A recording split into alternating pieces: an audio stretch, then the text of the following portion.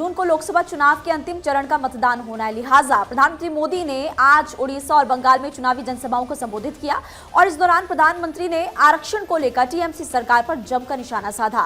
प्रधानमंत्री मोदी ने कहा कि बंगाल में आरक्षण की खुली लूट मची है। इस पर देखिए रिपोर्ट।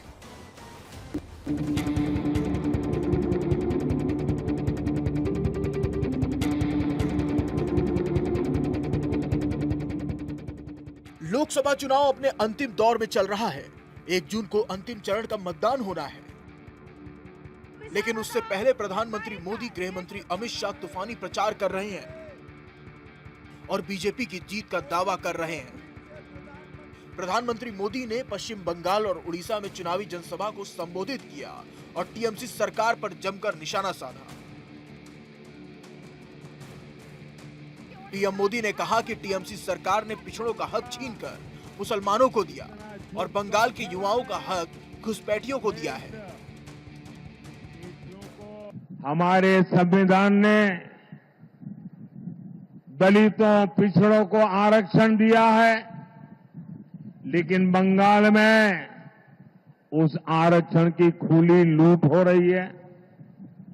मुसलमानों के फर्जी ओबीसी सर्टिफिकेट बनाए जा रहे हैं। ओबीसी समाज का हक छीनकर मुसलमानों को दिया जा रहा है। कोलकाता हाईकोर्ट ने ये फर्जी सर्टिफिकेट रद्द कर दिए। टीएमसी हाईकोर्ट का आदेश टाल नहीं सकती, लेकिन मुसलमानों में झूठ बोल रही है, भ्रम फैला रही है।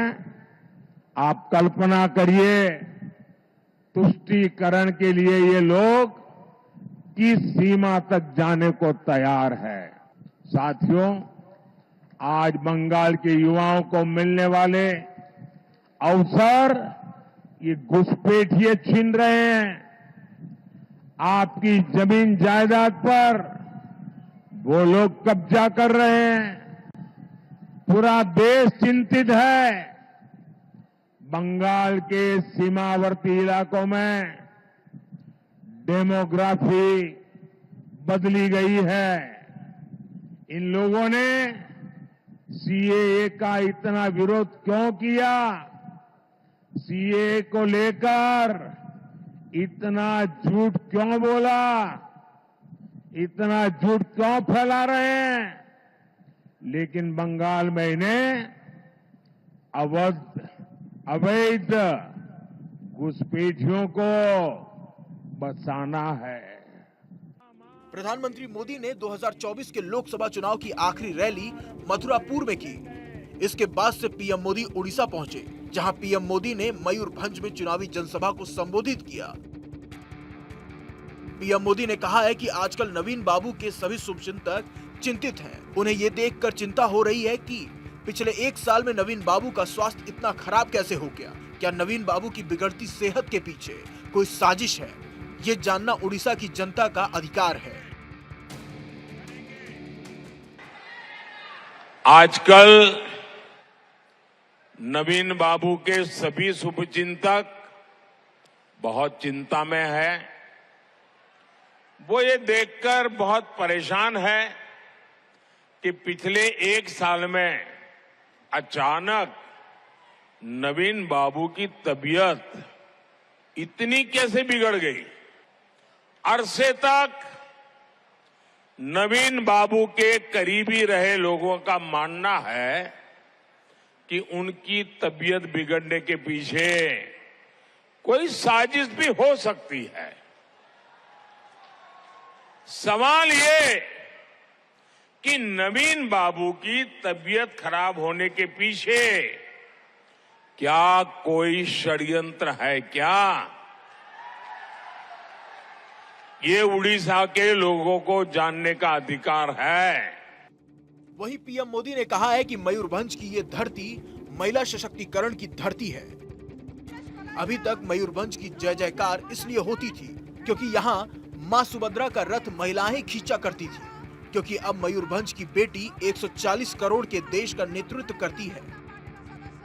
हमारी राष्ट्रपति द्रौपदी मुर्मू देश की तीनों सेनाओं का कमान संभालती हैं और वो मयूरभंज और उड़ीसा के लिए गर्व की बात है। मयूरभंज की ये धरती नारी सशक्तिकरण की धरती है। अभी तक मयूरभंज का जय जयकार इसलिए होता था क्योंकि यहां मां सुभद्रा के रथ को केवल महिलाएं खींचती है। लेकिन अब मयूरभंज की बेटी 140 करोड़ के देश का नेतृत्व कर रही है, भारत का नेतृत्व कर रही है। बीजेपी मिशन 400 पार को लेकर चुनावी मैदान में है। पीएम मोदी ने लोकसभा चुनाव में बंगाल और उड़ीसा में जबरदस्त मेहनत की है।